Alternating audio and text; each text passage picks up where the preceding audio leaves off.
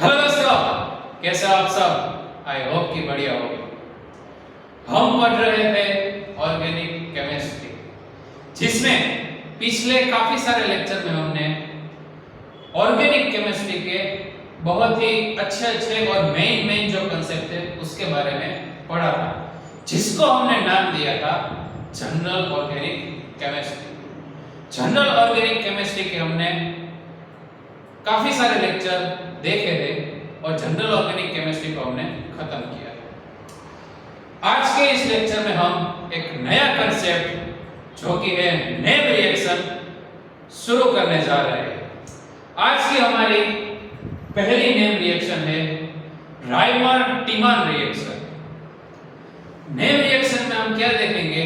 सबसे पहले हम उसकी जो रिएक्शन है वो देखेंगे।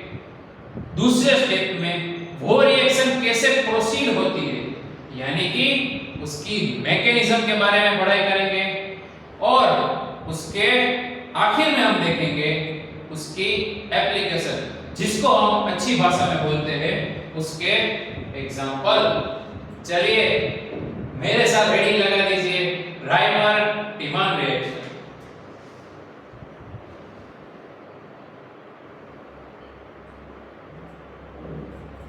सबसे पहले हम ऊपर श्री गणेशाय नमः का नेम रिएक्शन लिखते। नेम हम पढ़ने वाले हैं नेम रिएक्शन, जिसमें हमारी पहली नेम रिएक्शन थी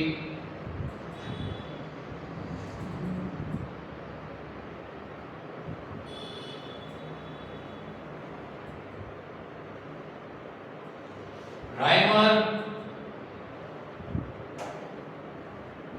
टीमान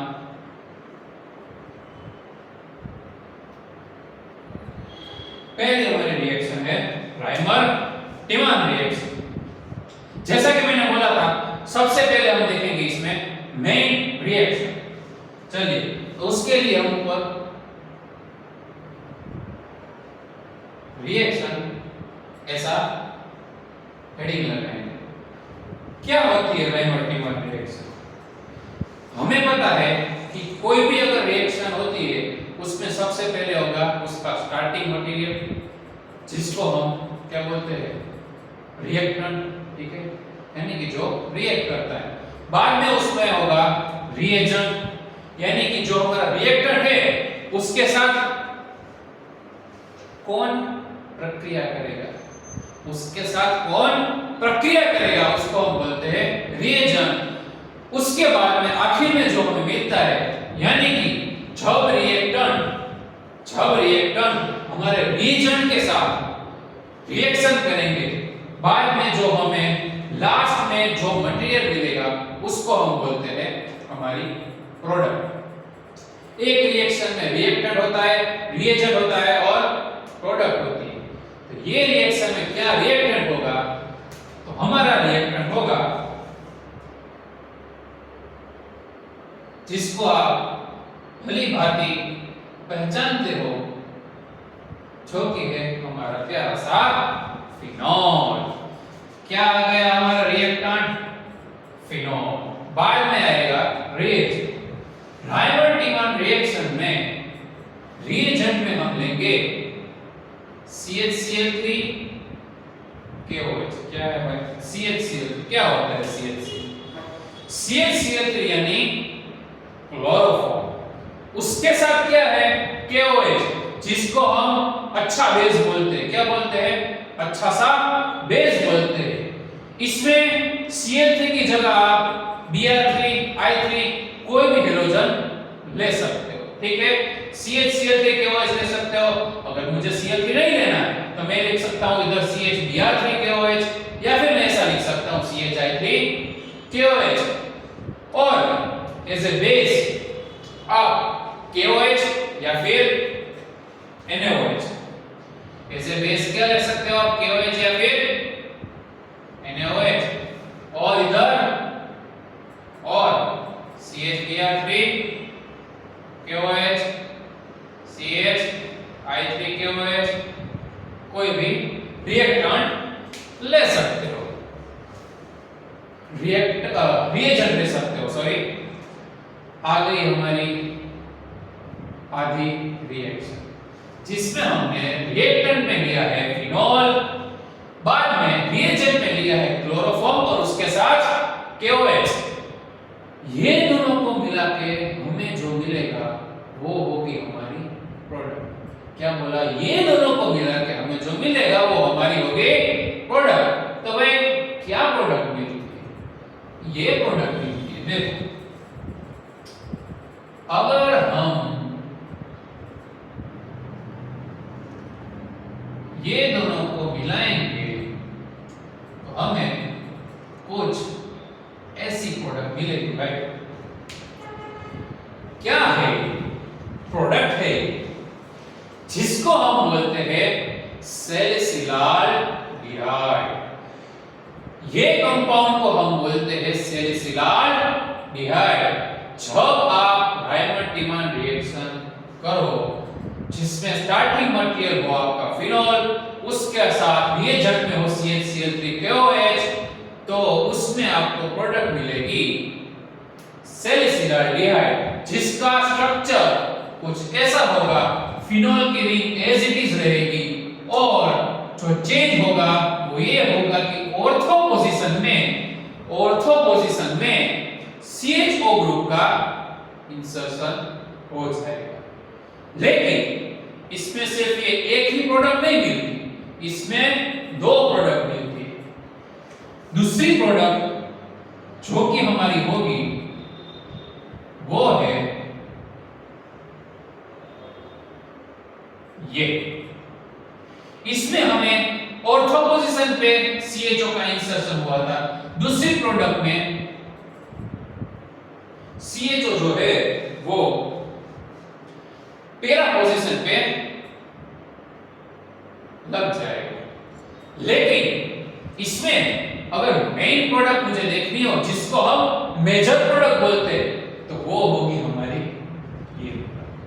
ये जो ऑर्थो वाला है वो होगा हमारा मेजर कंपाउंड।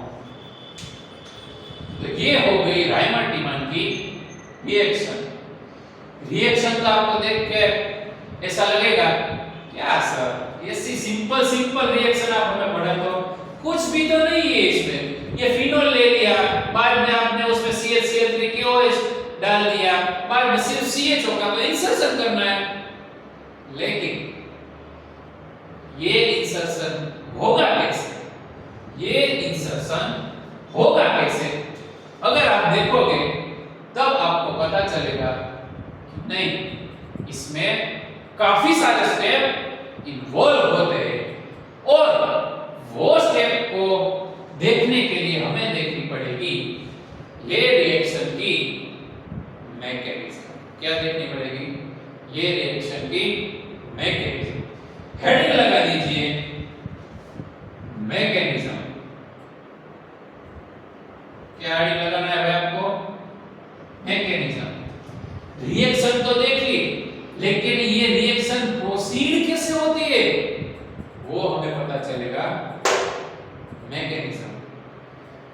सबसे पहले मैकेनिज्म में क्या फॉलो होगा?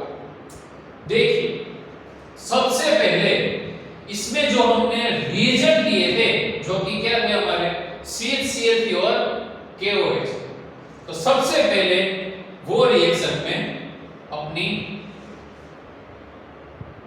रिएक्शन देंगे। तो सबसे पहले मैं CH3 को एज इट इज लिख देता हूं। ये हो गया हमारा CH3। उसके बाद वो किसके साथ है भाई? KOH के साथ। बाद में इसमें ऐड होगा KOH।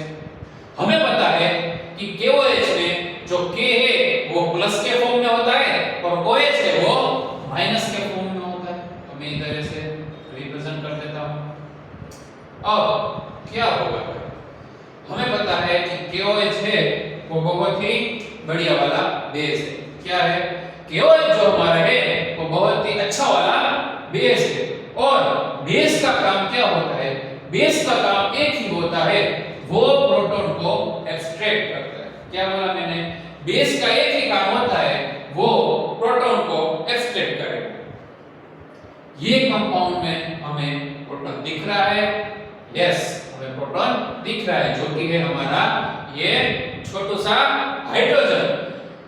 KOH में OH माइनस जो है वो हमारे ये स्टार्टिंग मटेरियल में हाइड्रोजन का जो प्रोटॉन है वो एक्सट्रैक्ट करेगा। तो क्या होगा भाई, ऐसा कुछ होगा, ये OH ने ये जो हाइड्रोजन था वो एक्सट्रैक्ट कर लिया, और जो हाइड्रोजन था वो अपने इलेक्ट्रॉन कार्बन के पास छोड़ के चला गया। प्रोटॉन एक्सट्रैक्ट जब होता है तो हाइड्रोजन है वो अपने इलेक्ट्रॉन कार्बन को डोनेट करके आसमान में छू हो जाता है, यानी कि वो आसमान में, या फिर मैं ऐसा बोल सकता हूं कि सराउंडिंग एनवायरनमेंट में H+ के फॉर्म में रिलीज होगा। अगर हाइड्रोजन यहाँ पे अपने इलेक्ट्रॉन देके जाएगा तो कार्बन के पास क्या होगा भाई, नेगेटिव चार्ज जनरेट होगा। ये बाकी के क्लोरीन तो वैसे के वैसे ही है, उसको तो हमने कुछ किया ही नहीं, तो वो हो गए, वो रहेंगे वैसे के वैसे। अब इसके बाद वाला स्टेप, इसके बाद वाले स्टेप में हमें पता है कि कार्बन के ऊपर अगर कोई चार्ज होता है तो वो स्टेबल होता नहीं। कार्बन के ऊपर अगर कोई चार्ज होगा तो वो स्टेबल होगा नहीं। उसको स्टेबल होने के लिए वो चार्ज को सेटिस्फाई करना होगा। तो इधर कार्बन के ऊपर नेगेटिव चार्ज है, अगर कार्बन वो नेगेटिव चार्ज को सेटिस्फाई करना चाहता है तो कैसे करेगा, नेगेटिव चार्ज यानी उसके पास इलेक्ट्रॉन ज्यादा है, उसके पास अगर इलेक्ट्रॉन ज्यादा है तो वो अपने इलेक्ट्रॉन किसी को डोनेट करेगा। अगर वो किसी को अपने इलेक्ट्रॉन डोनेट करेगा तो उसका नेगेटिव चार्ज स्टेबल हो जाएगा। कैसे डोनेट होंगे, तो हमें पता है कि ये जो क्लोरीन है उसकी बहुत ही बढ़िया वाली इलेक्ट्रोनेगेटिविटी होती है। क्या होती है, उसकी बहुत ही बढ़िया वाली इलेक्ट्रोनेगेटिविटी होती है। तो क्लोरीन ये कार्बन के इलेक्ट्रॉन खींच के रिलीज हो जाएगा। क्या होगा, कार्बन का जो नेगेटिव चार्ज था जिसमें इलेक्ट्रॉन एक्स्ट्रा है वो क्लोरीन इलेक्ट्रॉन खींच के रिलीज हो जाएगा। अगर वो इधर खींच के रिलीज हो गया तो ये कार्बन स्टेबल हो गया, तो वो स्टेबल स्ट्रक्चर में इधर ड्रॉ कर, नेगेटिव चार्ज था वो रिलीज हो गया। और हमें पता है कि कार्बन टेट्रावैलेंट होता है, दो वैलेंसी तो इधर यूज हो गई, बची कितनी, दो वैलेंसी। तो ये सारा स्ट्रक्चर मिले। देखो ये अपना पहचान वाला स्ट्रक्चर याद करो, क्या बोलते हैं इसको, कार्बन के साथ दो हैलोजन है और दो वैलेंसी एक्स्ट्रा। याद करो पिछले जीओसी वाले लेक्चर जिसमें हमने एक बहुत ही बढ़िया कंसेप्ट पढ़ा था जो कि था कार्बीन। क्या था ये, कार्बीन। तो इसको बोलते हैं मेरे प्यारे भाइयों और बहनों, डाई हेलो कार्बीन जनरेट हुआ। देखो डाई हेलो कार्बीन जनरेट हुआ। चलो स्टेप 1 तो हमारा रिएक्शन का हो गया। इसके बाद आगे रिएक्शन कैसे प्रोसीड होगी वो हम इधर ड्रॉ करते हैं।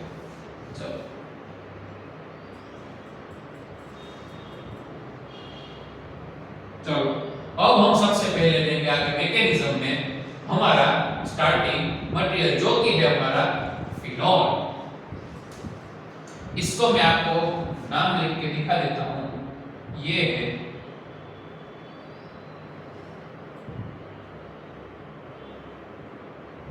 सैलिसिलर हाइड्राइड और ये है हमारा फिनॉल।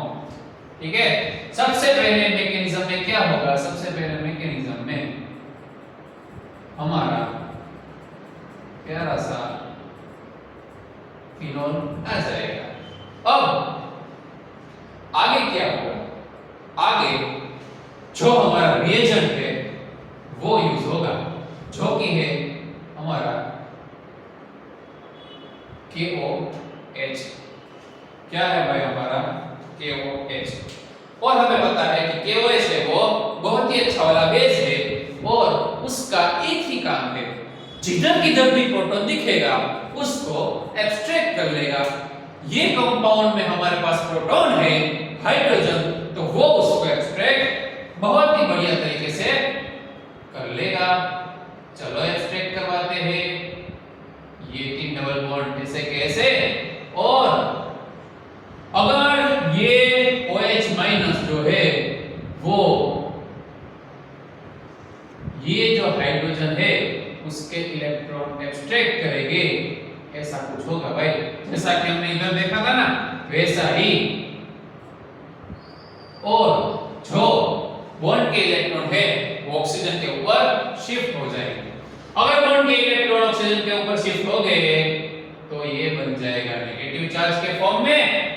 बाद में जो H+ था वो एटमॉस्फेयर में या फिर बोल सकते हैं एनवायरनमेंट में रिलीज हो जाएगा।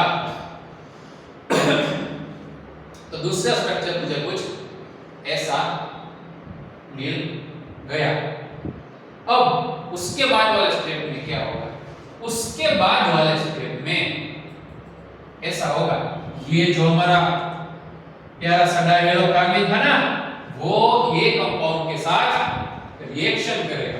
कैसे कैसे रिएक्शन करेगा, ऐसे रिएक्शन करेगा। कैसे रिएक्शन करेगा, ऐसे रिएक्शन करेगा। देखो इसने इधर प्रोटॉन एब्स्ट्रैक्ट किए, इधर नेगेटिव चार्ज जनरेट हुआ, तो ये जो नेगेटिव चार्ज है ना भाई वो इस पे डायरेक्ट अटैक नहीं कर सकता। क्यों डायरेक्ट अटैक नहीं कर सकता, क्योंकि वो जो नेगेटिव चार्ज है वो बेंजीन रिंग के साथ रेजोनेंस में है, तो वो रेजोनेंस के साथ अटैक करेगा। कैसे अटैक करेगा, ऐसे देखो ये नेगेटिव चार्ज इधर डबल बॉन्ड बनाएगा और ये डबल बॉन्ड को धक्का लगेगा और वो धक्का ये कार्बन के ऊपर अटैक करेगा। अगर उसने कार्बन पे अटैक किया है तो फाइनल स्ट्रक्चर हमें क्या मिलेगा, फाइनल स्ट्रक्चर मुझे ऐसा मिलेगा। ये नेगेटिव चार्ज ने इधर क्या बनाया, डबल बॉन्ड, तो ये मैंने डबल बना दिया डबल बॉन्ड। ये नेगेटिव चार्ज ने ये कार्बन के ऊपर अटैक किया, तो पहले वो स्ट्रक्चर तो मैं वैसे का वैसा ही लिख दूंगा, वो वैसे का वैसा लिख। डबल बॉन्ड वैलेंसी ने किसी के ऊपर अटैक किया। डबल बॉन्ड वैलेंसी जब ब्रेक होके किसी के ऊपर अटैक करेगी तो वो तभी करेगी वो अपने इलेक्ट्रॉन सामने वाली स्पीशीज को डोनेट करेगी। तो वो जो CCl2 है उसके पास इलेक्ट्रॉन आए, उसके पास ऑलरेडी इलेक्ट्रॉन थे, लेकिन उसके पास जो बॉन्ड बना वो बॉन्ड ने उसको इलेक्ट्रॉन दिए। अगर उसने एक्स्ट्रा इलेक्ट्रॉन लिए तो वो Cl के ऊपर बन जाएगा नेगेटिव चार्ज। बाद में ये दो डबल बॉन्ड तो हमने वैसे के वैसे ही लिखे। समझ में आ रहा है कि नहीं भाई? ठीक है, ये 3 स्ट्रक्चर हो गए। अब क्या होगा, अब देखो रेजोनेंस पॉसिबल है, रेजोनेंस पॉसिबल है, लेकिन वो नेगेटिव चार्ज से नहीं होगा। कैसे रेजोनेंस होगा, देखो इधर कार्बन होता है, आपको पता है इधर कार्बन होता है। ये कार्बन की जो 4 वैलेंसी है वो एक इधर है, दूसरी इधर है और तीसरी इधर है। बची कुची जो एक वैलेंसी है वो बची कुची एक वैलेंसी जो है वो हाइड्रोजन की होगी। तो क्या होगा, ये जो हाइड्रोजन अपने कार्बन के साथ अपना बॉन्ड ब्रेक करके रिंग में डबल बॉन्ड बनाएंगे। क्यों, क्योंकि अगर वो हाइड्रोजन रिंग में डबल बॉन्ड बनाता है तो जो स्ट्रक्चर है वो एरोमेटिक हो जाता है। क्या हो जाता है, वो स्ट्रक्चर एरोमेटिक हो जाता है। और हमें पता है कि एरोमेटिक स्ट्रक्चर बहुत ही ज्यादा स्टेबल होते हैं।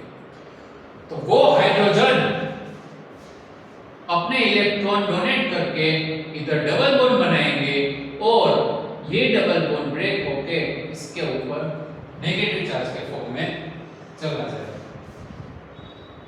कैसा स्टेप होगा, ऐसा स्टेप होगा, इधर बन गया डबल बॉन्ड, बाद में ऊपर ऑक्सीजन के ऊपर नेगेटिव चार्ज, और एनवायरनमेंट में जो H+ है ना भाई, वो ऐसे ही घूम नहीं रहा होगा, वो H+ जिधर किधर भी उसको इलेक्ट्रॉन दिखेंगे उसके साथ जुड़ जाएगा। क्या बोला, वो H+ जो घूम रहा है उसको कहीं पे भी इलेक्ट्रॉन दिखेंगे या फिर कहीं पे भी एक्स्ट्रा पेयर ऑफ इलेक्ट्रॉन या फिर नेगेटिव चार्ज दिखेगा, उसके साथ जुड़ जाएगा। देखो इधर नेगेटिव चार्ज उसको दिख गया तो वो उसके साथ जुड़ जाएगा, और जो नेगेटिव चार्ज है वो स्टेबलाइज हो जाएगा। इतना स्ट्रक्चर हुआ। इसके बाद वाले स्ट्रक्चर में क्या होगा, इसके बाद वाले स्ट्रक्चर में ये जो नेगेटिव चार्ज है, क्या ये जो नेगेटिव चार्ज फिर से ऐसे इधर डबल बॉन्ड बनाएगा और ये डबल बॉन्ड इधर शिफ्ट होगा, और ये जो क्लोरीन है ना भाई, वो एक क्लोरीन एटम रिलीज हो जाएगा। क्या बोला मैंने, नेगेटिव चार्ज है वो उस बेंजीन रिंग के साथ रेजोनेंस के फॉर्म में, रेजोनेंस के रिलेशन में है, तो वो रेजोनेंस करेगा। क्यों, क्योंकि उसको स्टेबल हो रहा है, वो रेजोनेंस करेगा तो इधर डबल बॉन्ड बनाएगा, वो डबल, उसके बाद वाले डबल बॉन्ड इधर शिफ्ट हो गए और ये जो क्लोरीन है वो वहां से रिलीज हो जाएगा। उसके बाद कैसा स्ट्रक्चर होगा, उसके बाद ऐसा कुछ स्ट्रक्चर फॉर्म होना चाहिए, इधर आ जाना चाहिए डबल बॉन्ड, वहां पर ऑक्सीजन, उसके बाद ये इधर बनाएंगे डबल बॉन्ड, बाद में ये C का C ऐसे का वैसा, बाद में ये H भी ऐसे का वैसा, HCl, और बाकी के डबल बॉन्ड तो वैसे के वैसे ही है। समझ में आ गया, ठीक है। चलो इसके बाद वाले स्ट्रक्चर में क्या हो सकता है, तो इसके बाद वाले स्ट्रक्चर में हमने रिएजेंट में क्या लिया था, हमने रिएजेंट में क्या लिया था, जो भी हमने रिएजेंट में लिया था वो इधर ऐड हो। कैसे, आइए देखते हैं। हमने रिएजेंट में लिया था भाई KOH, क्या लिया था, KOH। तो ये जो OH माइनस है ना भाई, ये जो OH माइनस, वो ये जो कार्बन की डबल बॉन्ड वाली स्पीशीज है ना भाई, उसके ऊपर डायरेक्ट अटैक करेंगे। क्यों, क्योंकि डबल बॉन्ड थोड़ा सा ये स्ट्रक्चर को अनस्टेबल कर रहा है, इसलिए ये जो नेगेटिव चार्ज वाला OH माइनस था वो इधर अटैक करेगा, बाद में ये डबल बॉन्ड इधर शिफ्ट होगा और ये डबल बॉन्ड इधर शिफ्ट हो जाएगा। आ गया समझ में भाई? अब आपको समझ में आ जाना चाहिए। आपने जीओसी के 10 लेक्चर देख लिए हैं जिसमें हमने रेजोनेंस और कैसे स्ट्रक्चर में हम रेजोनेंस फॉलो अप करते थे, वो सब की आपने बहुत अच्छी प्रैक्टिस कर ली होगी। इसलिए ये तो आपके लिए क्या छोटी सी इतनी सी चॉकलेट चबाने जैसी बात है। तो ये OH माइनस ने इधर अटैक कर दिया तो मुझे कुछ ऐसा स्ट्रक्चर मिल जाएगा। ये इसने इधर डबल बॉन्ड बनाया, ये डबल बॉन्ड ब्रेक होके ऊपर नेगेटिव चार्ज के फॉर्म में, इसको तो हम कुछ कर ही नहीं रहे, तो उसको वो तो वैसे का वैसा ही रहेगा। और इधर C का C वैसे का वैसा, बाद में ये OH ने तो अटैक कर दिया तो वो इधर आ जाएगा। बाद में क्या होगा भाई, एक जो है Cl बचा है, H में ऐसे का वैसा लिख देता हूं, सॉरी, एक Cl बचा है, ऐसा मुझे कुछ स्ट्रक्चर मिल जाता है। अब क्या होगा, फिर से नेगेटिव चार्ज जनरेट हो गया है। फिर से अगर नेगेटिव चार्ज जनरेट होता है तो उसको हमें हटा देना चाहिए। ये नेगेटिव चार्ज फिर से क्या करेगा, फिर से इधर डबल बॉन्ड बनाएगा, ये डबल बॉन्ड इधर शिफ्ट हो गए और जो बचा कुचा हमारा प्यारा सा बहुत ही बढ़िया वाला क्लोरीन आसमान में, और कह सकता हूं कि हमारे एनवायरनमेंट में रिलीज हो जाएगा। अगर वो रिलीज हो गया तो उसके बाद कैसा स्ट्रक्चर मिलता है, उसके बाद मुझे ऐसा स्ट्रक्चर मिलता है, ऐसा ऐसा ऐसा ऐसा स्ट्रक्चर मिलता है।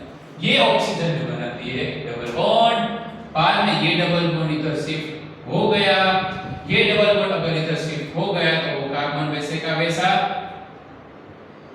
उसके बाद एक OH भी वैसे का वैसा, उसके बाद एक हाइड्रोजन भी वैसे का वैसा, और ये दो डबल बॉन्ड तो मफत वाले ही है जो हमारे रिंग में प्रेजेंट है। इतना हुआ, और भी आगे कुछ होगा। क्या होगा? एक तो हमने KOH इसमें ऐड किया, और भी एक KOH इसमें अपना महत्वपूर्ण योगदान देगा। कैसे देगा? जैसे इधर दिया KOH जो है इसमें ऐसे अटैक करेगा, बाद में ये डबल बॉन्ड इधर शिफ्ट होंगे और ये इधर शिफ्ट होंगे, ऐसा कुछ होगा। चलिए स्ट्रक्चर लिख लेते हैं।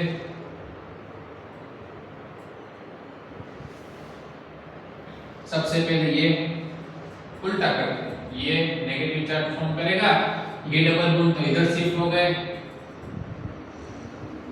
ये तो दो वैसे के वैसे, बाद में इधर सिंगल हो गया, और जो OH था उसकी जगह और एक OH आ गया। ऐसा कुछ हो गया कि नहीं भाई? हाँ हो गया। और एक H तो इसके साथ है, वो भी वैसे का वैसा। ऐसा कुछ स्ट्रक्चर फॉर्म होता है। देखो मैं और एक आपको बता दूं, ये जो हमने मैकेनिज्म देखी इसमें क्या हो रहा है, पहले बेंजीन रिंग में से एक डबल बॉन्ड कम हो रहा है, बाद में फिर से ऐड हो रहा है, तो एक कम हो रहा है, बाद में फिर से एक ऐड हो रहा है। उसके पीछे रीजन क्या है? उसके पीछे एक ही रीजन है जो कि है हमारी स्टेबिलिटी। बेंजीन रिंग में जो तीन डबल बॉन्ड होते हैं वो डीलोकेलाइज होते हैं और वो रेजोनेंस कंटीन्यूअसली उसमें चला रहा होता है। लेकिन क्या होता है, जब वो डबल बॉन्ड ब्रेक होते हैं तो उसका जो रेजोनेंस का स्ट्रक्चर है जो कंटीन्यूअसली चल रहा है उसमें डिस्टरबेंस आती है, और वो डिस्टरबेंस के कारण वो जो स्ट्रक्चर है वो अनस्टेबल हो जाता है। इसलिए वो स्ट्रक्चर को स्टेबल करने के लिए फिर से हमें रेजोनेंस जो हाइड्रोजन के माध्यम से कर रहे हैं और एक डबल बॉन्ड डाल रहे हैं, और फिर से हमारी संख्या जो 3 हो जा रही है वो सिर्फ स्टेबिलिटी के लिए हो रहा है। डबल बॉन्ड बेंजीन रिंग में फिर से ऐड होने का कारण एक ही है, ताकि जो हमारा बेंजीन का स्ट्रक्चर है वो अच्छे से स्टेबल हो सके। ठीक है, फाइनल स्ट्रक्चर में ऐसा कुछ बना, और इसके बाद सिंपल एक जो कि है स्ट्रक्चर बाकी है हाइड्रोलिसिस, वो हम इसमें करेंगे। H3O प्लस, क्या H3O प्लस हाइड्रोलिसिस अगर मैं इसमें करूं तो क्या होगा, हमें हमारा जो फाइनल प्रोडक्ट है वो मिल जाएगा। क्या है हमारी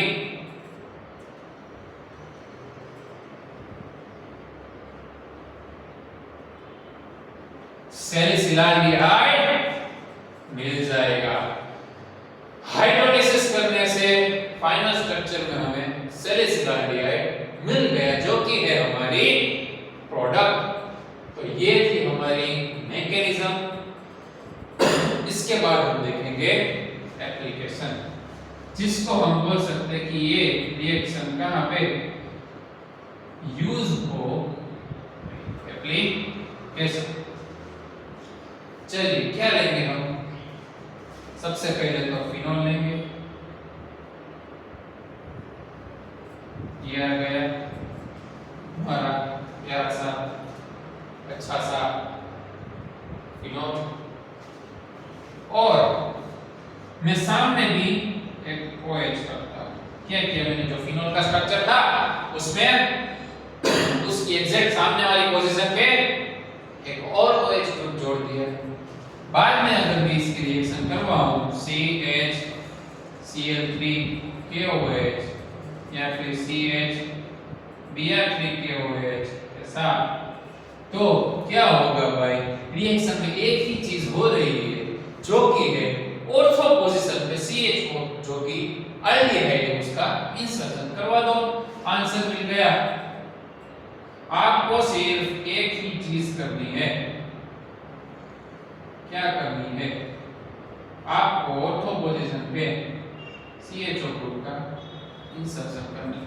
जहां कहीं भी ये CHCl3 क्वेश्चन में हो, CHCl3 के हो तो स्टार्टिंग मटेरियल में आपको फिनोल दे दिया है, आपको सीधा ऑर्थो पोजीशन पे CHO का इंसर्शन करके आंसर टिक करके आना है। वो बोलते हैं ना आंखों वीची ने आंसर दे देवानो, आंख बंद करके आपको आंसर टिक कर देना।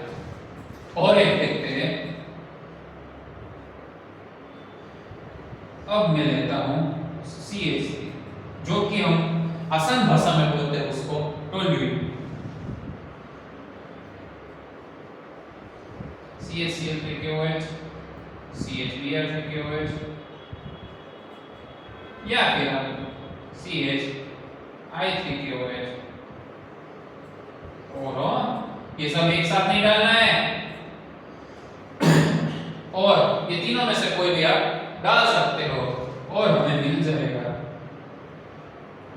क्या मिल जाएगा, हमें मिल जाएगा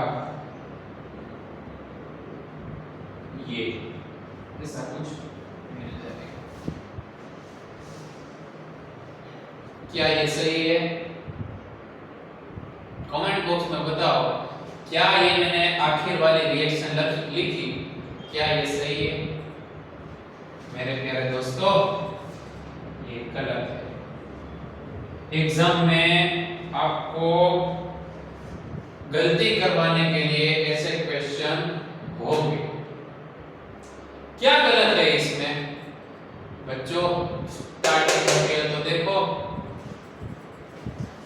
रिएजेंट तो सेम है लेकिन स्टार्टिंग मटेरियल चेंज हो गया, रिएक्शन ही चेंज हो गई। इसका आंसर ये नहीं आता।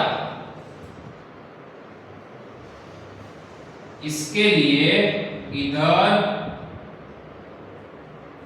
OH ग्रुप होना बहुत ही नेसेसरी है, यानी कि starting material must be phenol. Starting material phenol होना आवश्यक है, यानी कि वो OH होना चाहिए, एक OH का इंसर्शन होना चाहिए। फिर भले ऐसा आपको दिया हो, इधर OMe दे दिया और इधर भी OMe दे दिया, ऐसा है तो चलेगा, लेकिन एक OH तो होना चाहिए जो कि है हमारा फिनोलिक फॉर्म। तो इसमें आंसर क्या आ जाएगा, ये CH3 इधर निकल जाएगा और ये जो इधर दो ग्रुप थे वो एज इट इज आ जाएंगे। ऐसा कुछ आंसर अगर आपने लिखा तभी मैं इधर राइट टिक कर सकता हूं, ये है सही। तो ये थी हमारी रायमंड-रीमान रिएक्शन, जिसमें एक बार फटाफट से देख लेते हैं। जिसमें हमने स्टार्टिंग मटेरियल लिया फिनोल, फिनोल की रिएक्शन हमने कराई CH3KOH या फिर CHBr3KOH CHI3KOH और उसके साथ रिएक्शन कराई, और बाद में उसमें हाइड्रोलिसिस किया। अगर आप इतना परफॉर्म करते हो तो हमें इतना मिलता है, जो कि है ऑर्थो पोजीशन पे हो जाएगा CHO का इंसर्शन, जो कि है हमारा सेरिसाल्डिहाइड। मैकेनिज्म कैसे फॉलो होती है? सबसे पहले CHCl3 में अगर KOH डालो तो KOH जो है वो बहुत ही अच्छा वाला बेस है, तो वो बेस है वो प्रोटॉन को एब्स्ट्रैक्ट कर लेता है, बाद में उसके ऊपर नेगेटिव चार्ज जनरेट होता है। वो नेगेटिव चार्ज को स्टेबल करने के लिए क्लोरीन है वो बॉन्ड के इलेक्ट्रॉन खींच लेगा ताकि वो नेगेटिव चार्ज स्टेबल हो जाएगा और हमें मिल जाएगा डायहाइड्रोकार्बीन। उसके बाद इधर आ जाए तो स्टार्टिंग मटेरियल जो कि है हमारा फिनोल।